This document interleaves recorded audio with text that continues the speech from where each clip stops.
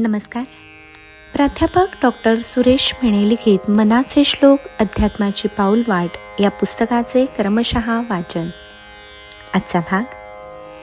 बळे आगळा राम कोदंडधारी, महाकाळ विक्राळ तोही थरारी.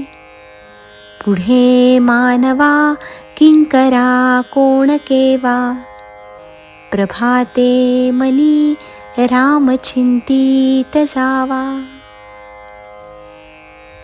या श्लोकात समर्थांनी भगवंतांच्या पराक्रमाचे आणि त्याच्या सामर्थ्याचे वर्णन केले आहे.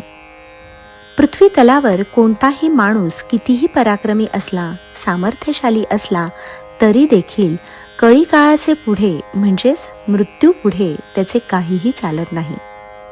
आपल्या पराक्रमाने तो मृत्यूला थोपवू शकत नाही. त्यामुळे प्रत्येक माणसाला भय असते ते या महाकाळाचे. परंतु समर्थांनी सांगितले की प्रभू रामचंद्र एवढे पराक्रमी आहेत की त्यांच्या पुढे हा महाकाळ सुद्धा थरथर कापतो. एरवी प्रत्येक मानव त्याच्या पुढे थरथर कापत असतो. मृत्यू येणार आहे, काळ येणार आहे या कल्पनेने सुद्धा तो घाबराघुबरा होतो.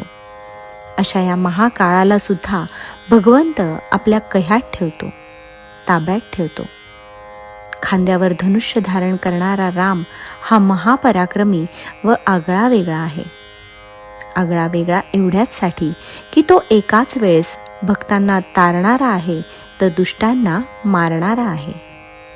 त्यामुळे तो आगळा आहे. प्रत्यक्ष कळी काळालाही जो कापरं भरवतो तो केवढा पराक्रमी असला पाहिजे हे समर्थ आपल्याला सांगतायत. अशा या पराक्रमी भगवंतापुढे मानव काय किंवा दानव काय यांची काय कथा. केवा म्हणजे कथा. मानवाची किंवा दानवांची शक्ती त्याच्या पुढे अगदीच तोकडी आहे. तो स्वसामर्थ्यावर कधीही जन्ममृत्यूच्या फेऱ्यातून सुटका करून घेऊ शकत नाही. यासाठी त्याला भगवंताच्याच आधाराची गरज आहे. या ठिकाणी समर्थांनी असे सांगितले आहे की प्रत्येक ऐहिक गोष्टीचा विनाश ठरलेला आहे.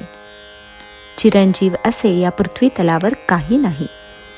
काळापुढे कोणाचेही काहीही चालत नाही.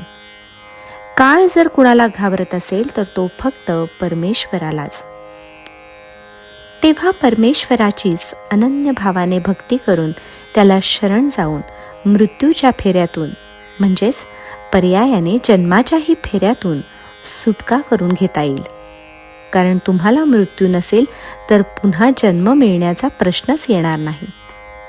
फक्त यासाठी प्रभूचे रोज प्रभात समयीचे चिंतन केले पाहिजे असे समर्थ आग्रहाने सांगत आहेत.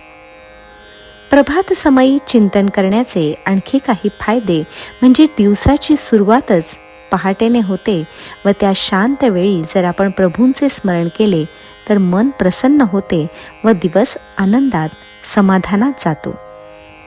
सुरुवातच जर चांगली झाली तर आपण करीत असलेल्या कामांना सुद्धा भगवंताचे अधिष्ठान प्राप्त होते.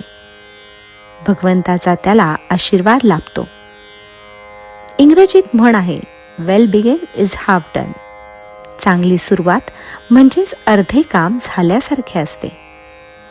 तसेच सकाळी जे आपण कार्य करू त्याची छाप दिवसभर आपल्या मनावर राहते. सकाळी जर आपले कुणाशी भांडण झाले तर सर्व दिवस वाईट जातो आणि आपण आपला मूड घालवून बसतो. म्हणून समर्थांनी मुद्दामच आपल्याला प्रभाते मनी रामचिंतित जावा हा उपदेश केला आहे. जय जय रघुवीर समर्थ.